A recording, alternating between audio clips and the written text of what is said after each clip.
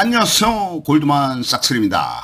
오늘은 한나라 시대에 가장 번성했던 시기, 태평성대의 시기, 국력이 가장 왕성했던 시기인 문경지치에 대해서 알아보겠습니다. 여기서 문경지치라는 것은 앞에 문은 이제 한나라 문제, 5대 황제를 얘기를 하는 거고, 뒤에 있는 경은 이제 한나라의 6대 황제인 이 경제, 한 경제를 얘기를 하게 되겠습니다. 그래서 5대 황제인 문제와 6대 황제인 경제의 통치 기간을 말하며 나라가 태평성대를 이루고 백성들은 편안하게 잘 살고 영토를 확장해서 국력은 막강한 좋은 시대가 되겠습니다. 한나라의 초대 황제는 고조 유방이 되겠죠. 고제 유방이 되겠고, 한나라가 역사에 있었던 것은 기원전 202년부터 서기 220년까지 약 400년 동안 존속한 한족의 나라가 되겠습니다.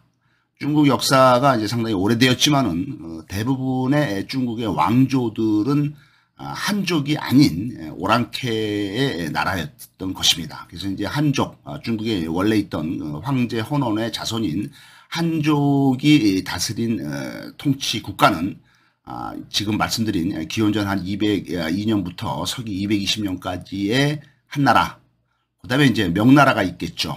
명나라가 이제 명나라가 조선시대와 비슷한 시기에 명나라가 있었죠. 조선이 이제 1392년에 이성계가 조선을 개국을 했죠. 1392년.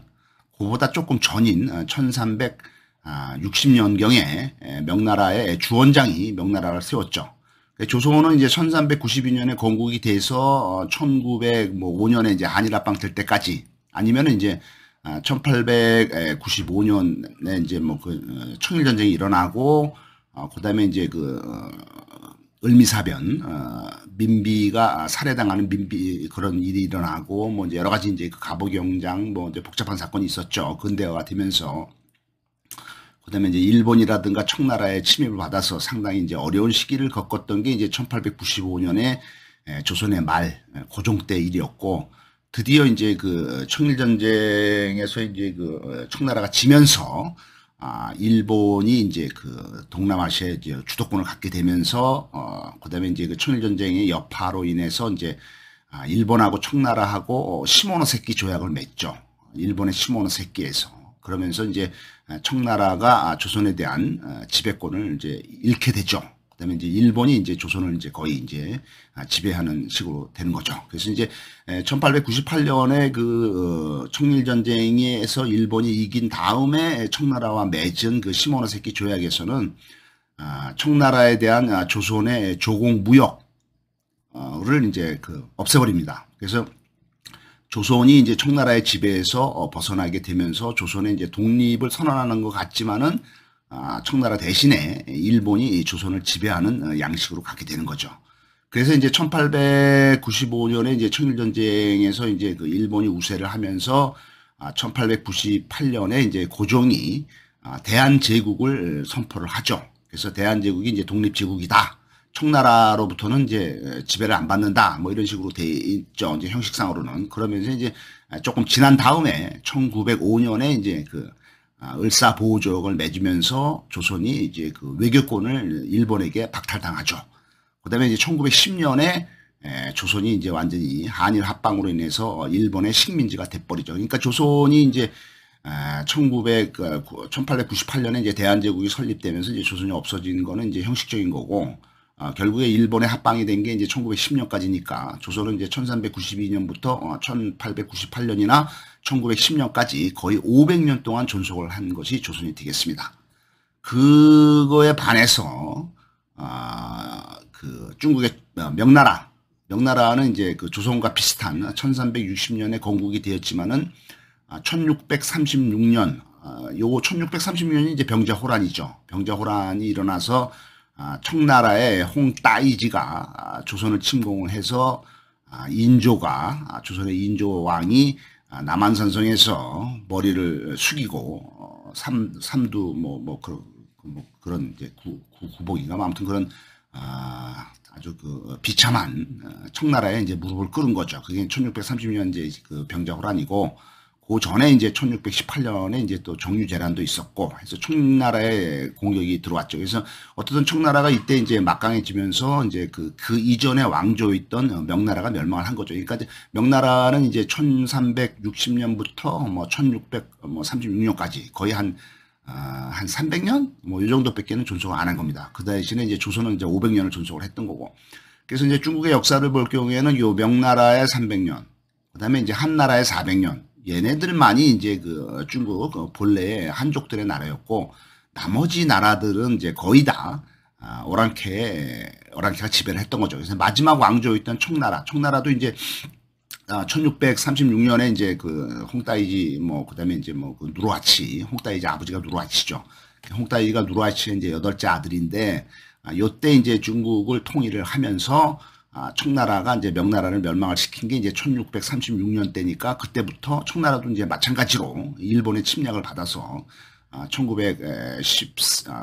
일본의 침략도 받았지만은 1914년, 요때 이제 그 순원에 어떤 그 신유 혁명이 일어나죠. 그때 이제 순원이 이제 민주 공화제를 주장을 하면서 청나라의 그 봉건제도, 왕제도가 무너진 거죠. 그래서 이제 1914년에 이제 신유 혁명에 의해서 중국의 청나라가 멸망을 하고, 그다음에 이제 중화민국 공화제가 들어선 거죠. 그러니까 청나라는 이제 1636년부터 1914년까지 끼껏 해봐야 뭐 한 300년이 안 되는 한 뭐 280년 요 정도의 역사가 있었는데 이 마지막 왕조였던 청나라는 여진족이죠. 만주족, 여진족이 청나라의 주인이었죠. 그래서 이제 이 사람들은 이제 한족이 아니라 이제 그 만주에 있던 여진족이 이제 청나라가 되겠고, 그다음에 이제 그 명나라가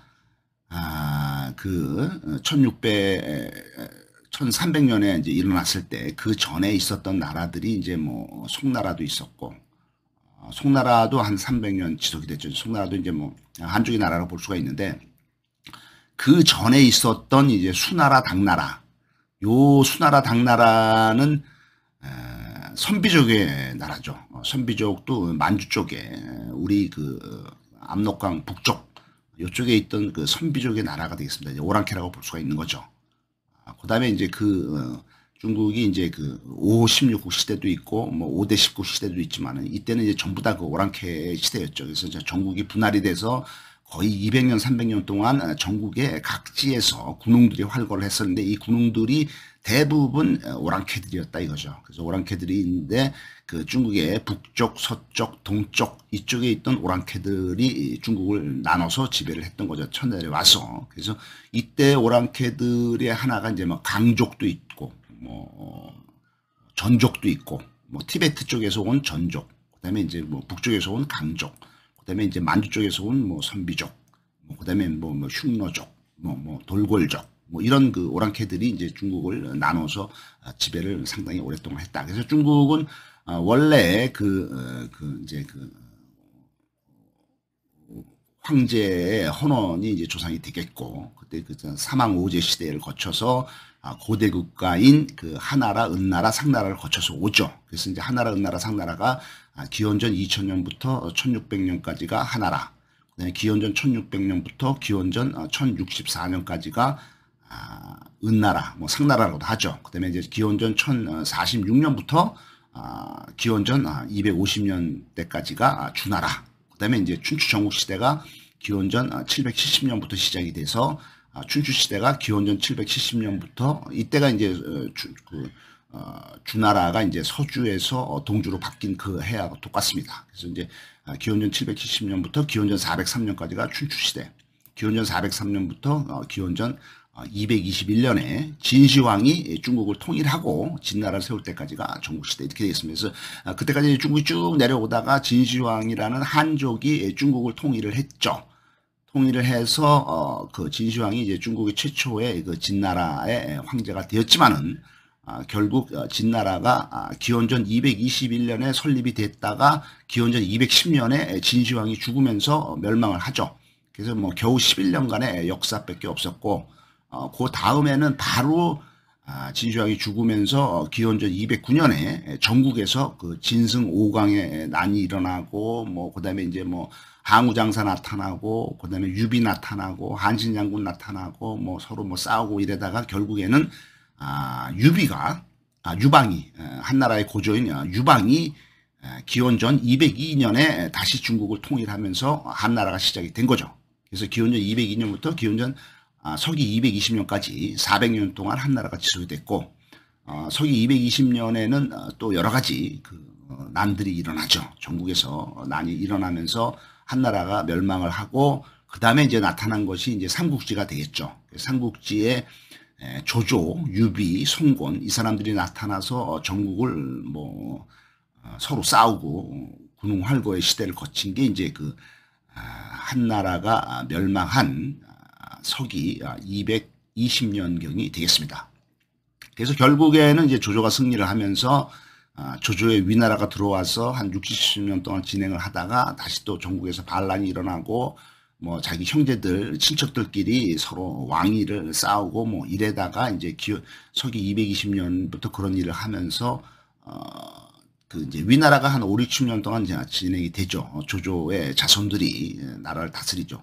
서기 220년부터 해서 이제 진행이 되다가 결국에는 이제 그러면서 222년에 유비가 이릉 전투에서 조조에게 지면서 서기 223년에 결국에는 유비의 총나라가 멸망을 하죠. 그 다음에 이제 한 10년 정도 지나서 한 238년에는 이제 송곤의 오나라도 멸망을 하면서 중국은 완전히 조조의 자손들인 위나라의 세상이 되었죠. 그래서 220년 때부터 이제 위나라 진행이 되다가 거의 이제 280년, 300년, 한 60년 지난 후에는 그 조조의 자손들이 또 여러 가지 문제로 인해서 무너지면서 전국이 다시 나눠지면서 군웅활거의 시대가 되죠. 그러면서 이제 거의 한 서기 300년부터는 조조의 자손들의 위나라가 멸망을 하고 그 다음에는 이제 전국에서 5호 16국 시대가 열리죠. 그래서 5호 16국 시대가 열리면서 뭐 전진, 후진, 뭐 전현, 후연, 그 다음에 이제 뭐 하면서 이제 남북조 시대가 열리죠. 그게 한 200년 정도 진행을 하는 거죠. 200년 정도, 200년, 300년 진행을 하면서 전국에서 뭐 강족, 뭐 전족, 뭐 그 다음에 선비족, 흉노족 뭐 이런 오랑캐들이 전국을 나눠 가지면서 전진이니 후진이니 뭐 하면서 그때 이제 조조의 자손들의 나라인 위나라는 이제 처음에는 이제 나라 이름을 서진으로 했다가 그 다음에는 이제 동진으로 바뀌죠. 그러면서 이제 이 여러 나라들이 후연, 뭐 북연, 뭐 하면서 중국을 2, 300년 동안 혼란스러운 5, 16국 시대를 지나다가 서기 이제 한 600년이 넘어가면서는 이제 선비족의 일원인 수나라의 양견, 수문제가 이제 중국을 다시 통일을 하죠.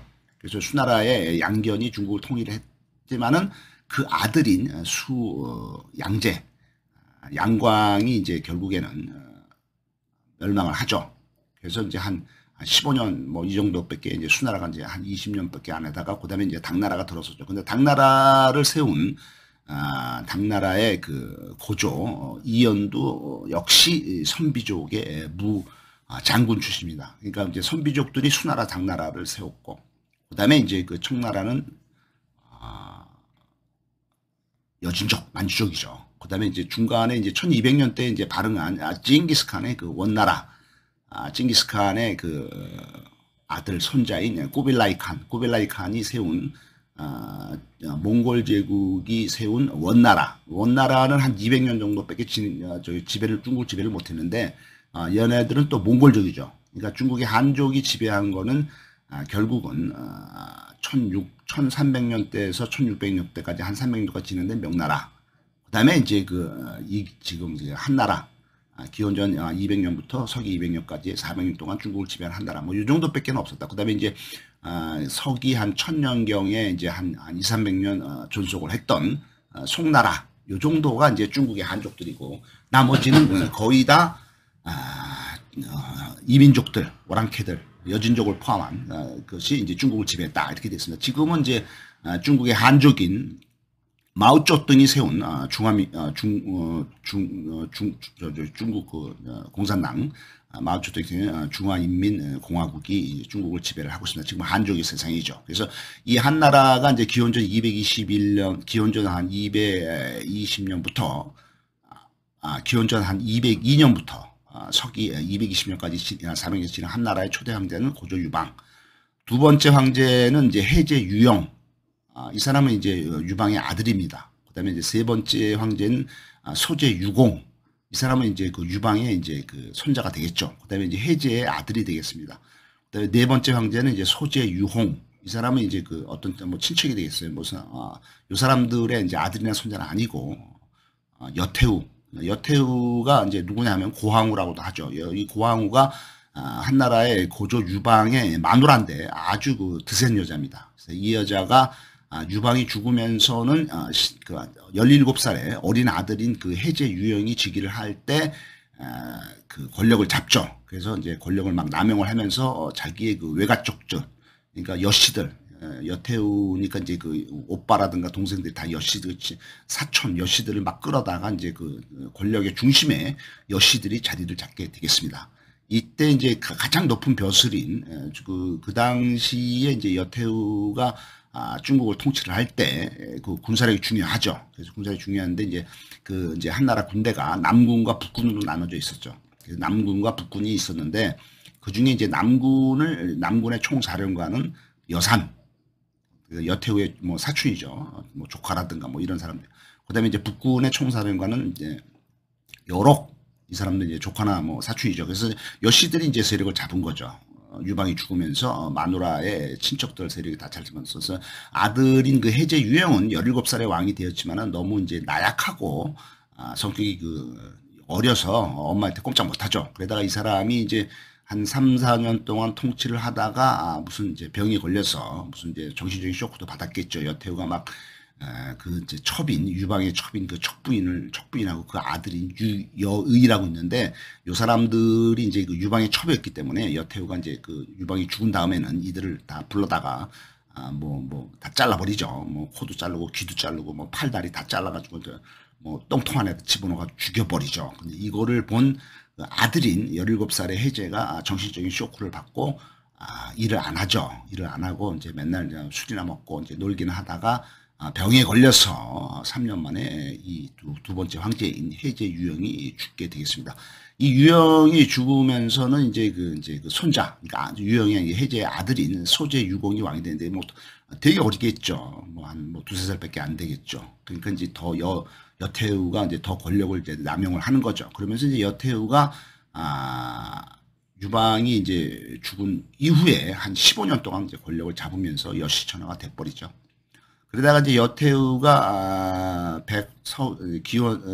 기원전 180년에 이제 여태우가 죽습니다. 여태우가 죽기 전에 또 이제 그 손자도 뭐 어떻게 되고 그래가지고 이제 결국에는 여태우가 이제 마지막 딴 그 친척인 뭐 조카라든가 뭘 데려다가 이제 황제를 시킨 게 이제 4대 황제인 소제 유홍이 되겠습니다. 그 여태우가 이제 기원전 180년에 죽으면서는 그 당시에 이제 여씨 세력들이 다 이제 또 다시 몰락을 하죠. 그때 이제 여태우가 죽으니까 유방의 측근이면서 유방의 그 한나라를 유지해온 그때 이제 높은 벼슬에 있던 승상 대장군이 있겠죠. 그래서 그때 이제 그 승상 그 이제 국무총리 같은 거죠. 승상 재상을 하고 있던 진평. 그다음에 이제 그 군부에서는 이제 대장군을 하고 있던 주발. 이 사람들이 이제 협력을 해서 여태우 있을 때는 꼼짝을 못했다가 여태우가 죽으니까 이 사람들이 이제 그 세력을 모아서 그다음에 이제 그 유방의 넷째 아들이 있었는데 넷째 아들이 이제 그 유항인데 이 사람이 이제 5대 황제 이제 한 문제가 되는 거죠. 이 유항을 옹립을 하면서 유씨의 나라를 다시 만들죠. 그러면서 이제 여씨 세력을 다 척결을 하고 다 처형을 해버리죠. 그래서 이때 이제 중국의 이제 5대 황제는 이제 그렇게 해서 쿠데타로 즉위를 한 한나라 문제 유항, 그다음에 이제 6대 황제는 이제 이 문제의 아들인 한나라 경제 유계, 7대 황제는 이제 그 중국에서 한나라 때 가장 강성한 한 무제, 이 한무제 유철이 되겠습니다. 이 7대 왕제 한무제 유철이 얼마나 강성했냐면은 중국의 변방 지역을 다 통치를 하고 영토를 넓히고 그때 이제 기원전 108년에 저희의 그 고조선을 침공을 하죠. 그래서 고조선을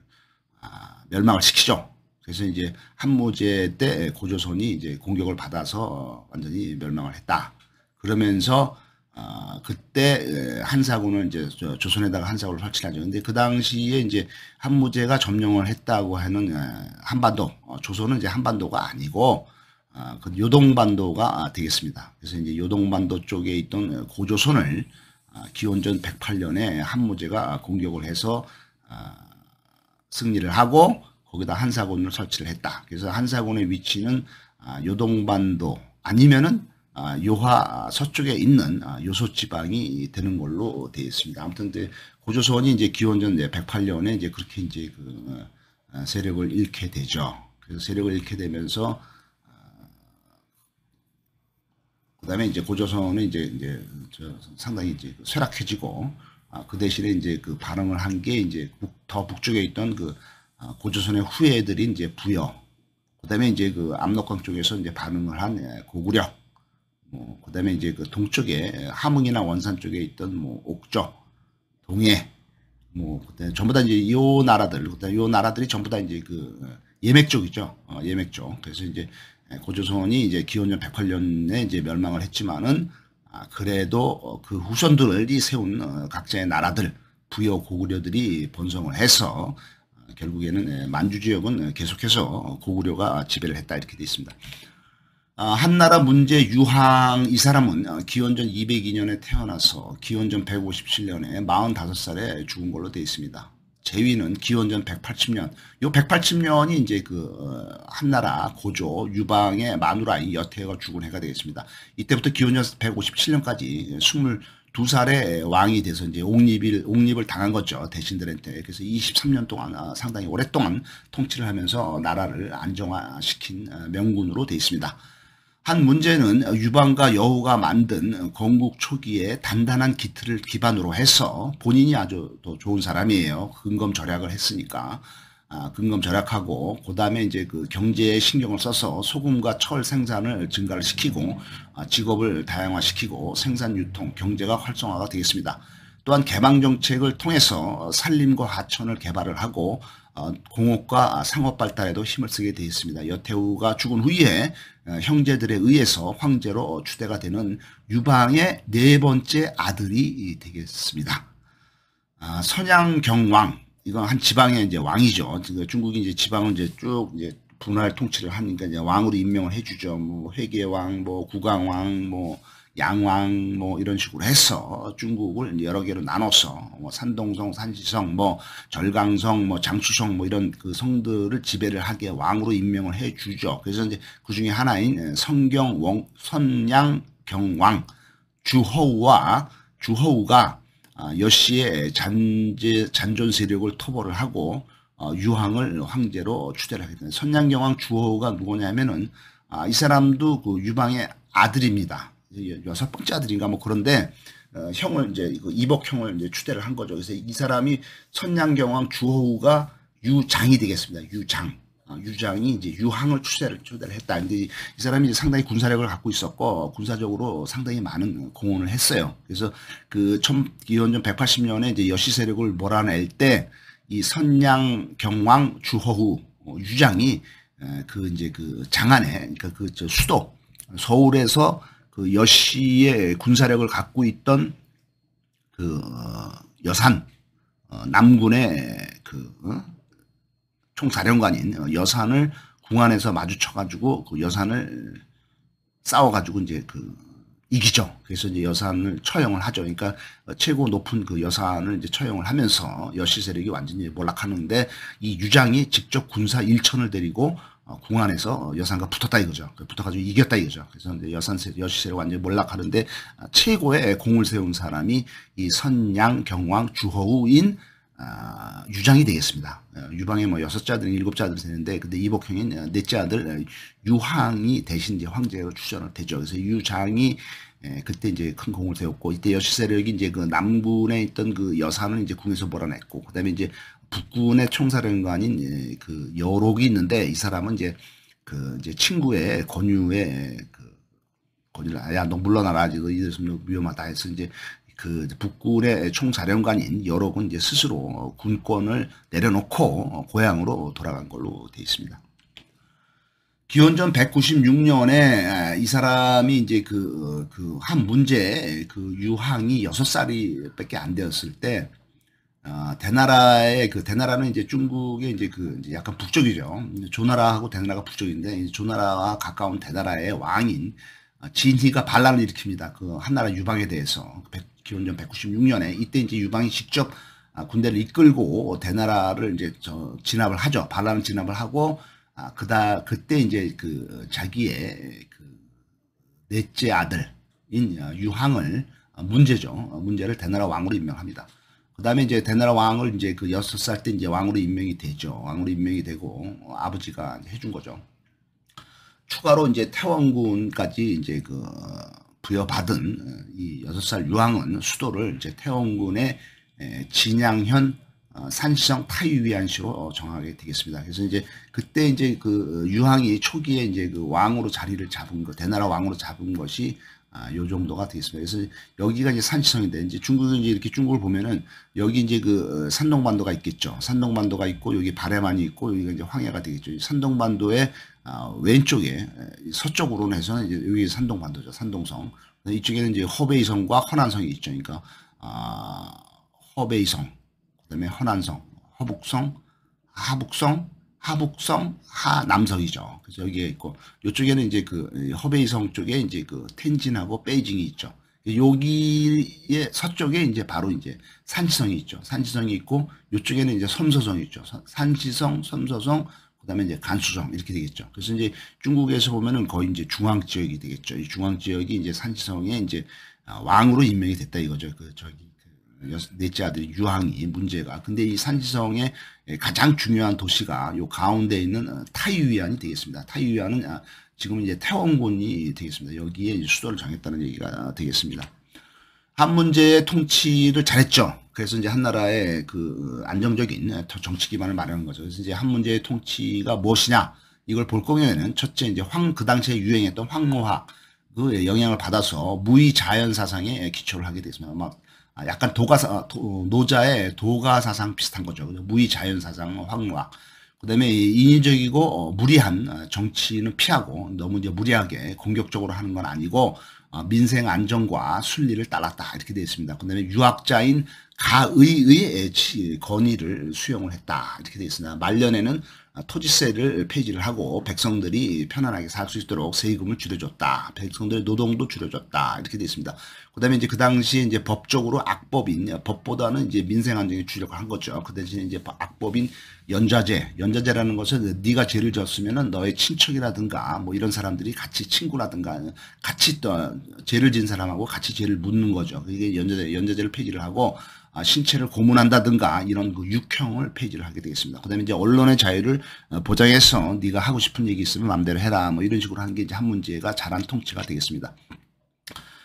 기원전 174년에, 그러니까 한 문제가 통치를 하고 있을 때 28살 때 회남왕인 유장이 반란을 하게 되어 있습니다. 그래서 이제 회남이 어느 쪽이면 남쪽이죠. 아주 저 남쪽에 양쯔강 있는 그쪽이죠. 거기에 이제 유장이 이제 반란을 해서 박사 가의와 조조가 중앙 정부를 강화를 하자. 지금 이제 한나라 통치 초기에는 중국을 나눠가지고 각지를 이제 봉건제로 해서 각지를 이제 자기의 그 형제들이라든가 친척들 뭐 이런 그 유씨들을 보내서 이 사람들이 이제 각 그 지역을 도지사 같이 통치를 했는데, 이 그 각 지역을 통치하는 이 그 각 지역의 왕들이 납세권을 갖고 있죠. 세금을 거둘 수가 있고, 또 그걸로 인해서 군사력을 키우니까 각자 독립적인 강한 세력을 형성을 하게 되겠습니다. 그래서 이제 기원전 174년에 이제 28살 때니까 이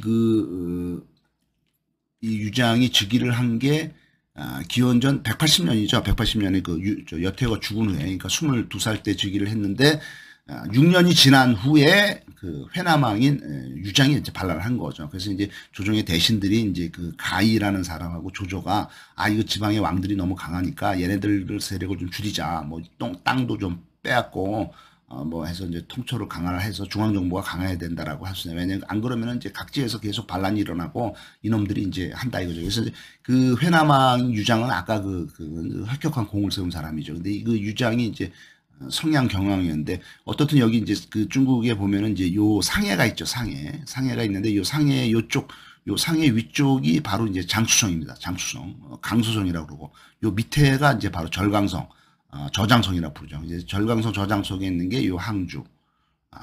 그다음에 이제 여기 이제 그 장수성 강소성에 있는 게 상해. 그래서 이제 여기서 상해에서 요렇게 흘러가는 강이 이제 양쯔강입니다. 장강이죠. 양쯔강이 요렇게 흘려서 가서 여기 있는 남경 있죠. 로양이라고 그러죠. 로양. 유명한 남경 대학살 일본 놈들이 한 게 있죠. 그게 이제 30만 명을 이제 남경에서 일본군들이 죽인 게 이제 남경 대학살. 이게 양쯔강이 있습니다. 양쯔강을 쭉 따라서 이렇게 양쯔강이 쭉 해서 중국에서 제일 긴 강인데 황하보다 더 길죠. 양쯔강이 이렇게 흘러가는데 요 양쯔강의 요 위에 이제 유명한 도시인 합비가 있고 합비 위에 이제 회남이 있습니다. 그러니까 여기가 이제 양쯔강 바로 이제 위가 되겠죠. 요 밑에는 이제 남창이라고 또 있네요.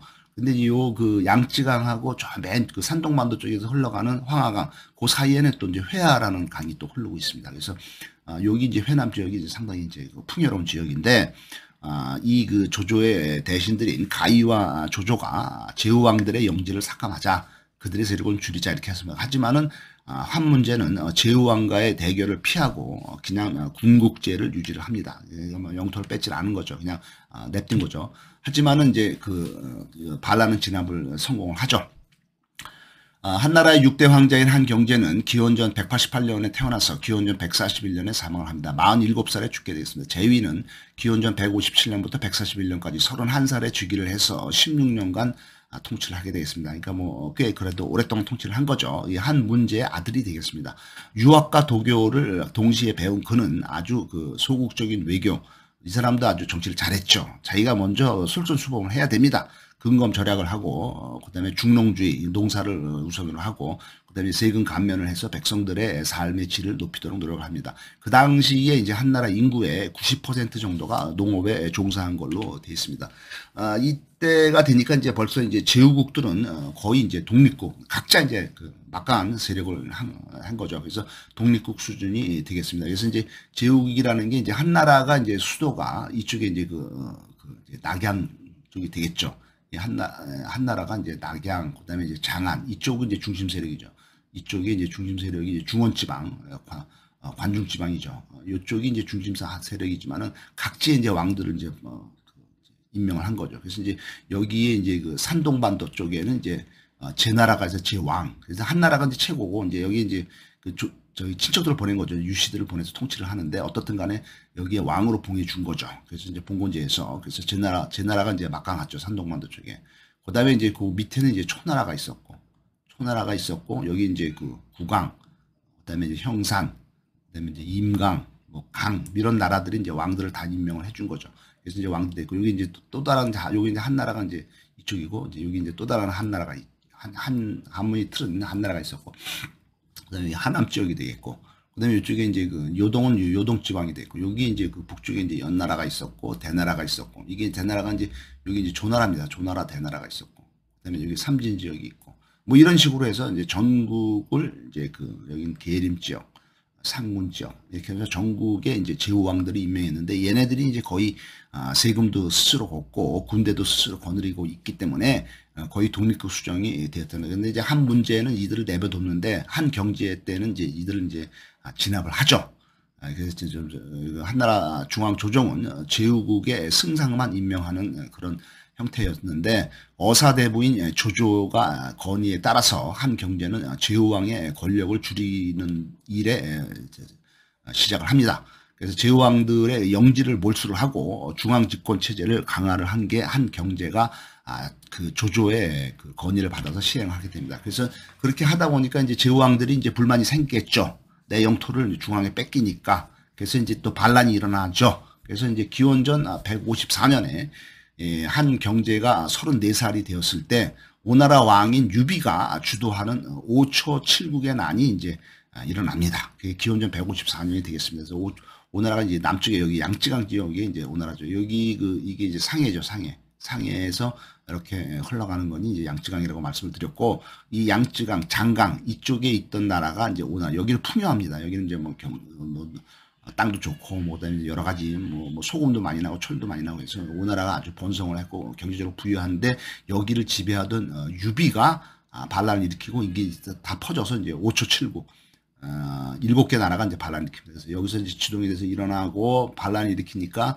여기 있던 초나라도 이제 전부 다 유씨들이 이제 지배를 하고 있었지만은, 뭐 이제 뭐 세월이 흘러서, 기원전 202년에 한 나라가 세워진 후에 이제 기원전 154년이니까 한 50년이 흐르죠. 50년이 흐르면은 아무리 유씨들이지만은 이미 이제 아들, 손자, 뭐 증손자 이를 넘어갔기 때문에 얘네들은 서로 이제 잘 모르고 서로도 뭐 유비의 형제가 아니고 이미 그 증손자, 손자 때까지 내려가면은 이제 서로 이제 뭐 사촌 뭐 이런 사람들은 이제 서로 잘 모르기 때문에 각자 이제 그 도생하는 거죠. 그래서 여기 오나라에서 이제 유비가 이제 시작을 했고, 그다음에 이제 초나라도 여기에 이제 참여를 해서 반란을 일으키고, 그다음에 이제 여기 이제 그 칠국이 뭐냐면 여기 이제 제남, 그다음에 이제 지천, 그다음에 여기는 이제 교동 이런 나라들이 여기 이제 다 제 나라였지만 이제 여기 이제 양나라도 있었고, 그다음에 이제 교동, 교서, 그다음에 여기 조나라, 그다음에 여기 대나라, 연나라 이런 데 제후 왕들이 다 반란을 일으킨 거죠. 왜 중앙에서 왜 우리 땅을 뺐냐? 그래서 한 나라는 여기 이제 내륙 지방에 있었고, 이제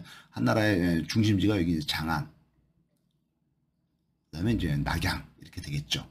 그래서 이제 여기 이제 안읍도 있네요. 안읍이 있고, 그다음에 강릉은 이제 이쪽에 있는 거고, 그다음에 이제 운중이 여기 있네요. 그래서 이제 이 나라들이 이제 기원전 154년에 일어난 것이 이제 5초 7국의 난이 되겠습니다. 승상인 주하부, 한 나라의 승상인 주하부가 이제 그 한 나라의 개국공신, 아까 말씀드렸던 그 여시들을 진압한 그 주발 장군의 아들이 주하부가 됐습니다. 이 주하부가 이제 승상이 된 거죠. 이 주하부가 반란을 진압합니다. 오나라 초나라가 이제 속전속결로 빠른 병사들은 양나라에 보고 이제 진압을 하라고 하고 양도를 끊는 전략을 씁니다. 주하부가 여기서 이제 이들 다 진압을 하는데, 이때 이제 이 양나라는 이제 이 한나라 편이었냐. 양나라 보고 이 그 오나라 초나라가 이제 여기서 쳐들어오니까 이 양나라 보고 얘들 좀 막아라. 얘네들 빨리 오는 애들 양나라 막아라 그러고, 주하부는 이제 또 다른 이 양도를 끊는 이제 보급로를 끊는 뭐 이런 거죠. 그래서 아무튼 반란을 다 진압을 합니다. 주하부가. 그러면서 이제 한 경제대 반란을 진압하는 한 경제는 제후국에 있던 그 승상 제도를 폐지를 하고, 그보다 더 강력한 중앙에서 보내는 상이라는 그 관료를 파견을 해서 이 제후국들을 통치하게 됐습니다. 그 이후에 제후왕들은 현지에서 세금만 받게 되면서 제후왕이 권력이 많이 없어지게 되어 있습니다. 그래서 승상 주하부, 근데 주하부가 이제 어떤 일로 또 해임이 되고, 그다음에 이제 위관이라는 사람이 승상이 됩니다. 이는 위관이라는 사람은 그 당시에 한 경제가 총애하던 인물이 되겠죠. 그래서 위관이 승상이 됐다는 거는 승상도 그 국무총리죠. 권력이 감소가 되고 황제의 권한이 막강해진 것을 의미한 걸로 되어 있습니다. 이 승상인 주하부는 기원전 143년에 죽었는데 한 나라의 개국공신 주발 장군의 아들이 되겠습니다. 기원전 159년에 한 문제 때는 이 사람이 이제 한 경제 때 그 이제 5초 7국의 난을 진압을 하지만은 그 전인 이제 그 한 5년 전에 기원전 159년에 한 문제 때는 이제 흉노가 침입을 할 때 이거를 이제 방어를 하죠. 그래서 이제 이때 이제 흉노가 그 한나라의 상군, 그다음에 우중군 이런 거를 운중군을 이제 공격을 하게 됩니다. 이때 이제 주하부가 방어군에 나서서 세류에다가 진을 치게 되겠습니다. 그래서 그다음에 이제 이제 그 한 문제 때 이 흉노를 막기 위해서 이제 그 군대를 세 개로 나눠서 편성을 하는데, 그때 이제 주하부 장군은 세류에 주둔을 하고, 그다음에 이제 종종 유래라는 장군은 극문에다가 주둔을 이제 군대 진을 이제 준비를 펼치고, 그다음에 축자후 서한이라는 사람은 이제 패상이라는 곳에다가 군대 진을 펼치게 돼요. 세 개의 진이 만들어지면서 흉노에 대응을 한 거죠. 근데 이제 문제가 이 세 개의 진을 이제 다 방문을 하죠. 우리 군대들이 이제 그 수비를 잘하고 흉노를 무찌를 수 있을까? 군사를 이제 점검을 하기 위해서 이제 한 문제 황제가 세 개의 진영을 이제 방문을 하죠. 세 개의 진영을 방문을 했는데 위로차 방문을 했을 때 먼저 황제 선발대를 보내죠. 선발대를 보냈을 때 황제 선발대가 왔습니다라고 하니까 그 이제 딴 진영 패상과 극문 그 진영에서는 황제 선발대니까 어서 오십시오. 그래서 그냥 무조건 프리패스를 하지만은 이 그 주하부가 있는 그 세류 진영에서는 황제 선발대라도 안 된다. 확인이 안 된다. 일단은 황제가 보낸 그 어떤 인식표 부절을 확인을 해야 되겠다. 그래서 부절부터 먼저 확인을 하고에 그다음에 이제 들여보내 줍니다. 그래서 이거는 어떤 그 군법을 아주 철저히 지킨다. 엄격하게 군율이 강하다. 그다음에 군법을 잘 지키고 법을 잘 지키고 미리 그 확인을 한다. 만약에 그 황제도 아닌 놈들이 가짜로 황제 선발대라고 하고 들어와가지고 군대를 엉망진창으로 만들 수도 있었는데 그거를 이제 미리 확인을 하고 법에 따라서 군법에 따라서 법에 따라서 제대로 하고 있다. 이렇게 해서 황제가 더 신임을 하게 되겠습니다. 그래서 이제 주하부는 이때 이제 흉노를 막으면서 중위로 승진을 하고 나중에는 최고 높은 거기장군, 그다음에 태위 뭐 이런까지 최고위직에 승진을 한 게 그 당시에 주하부 장군이 되겠습니다. 감사합니다.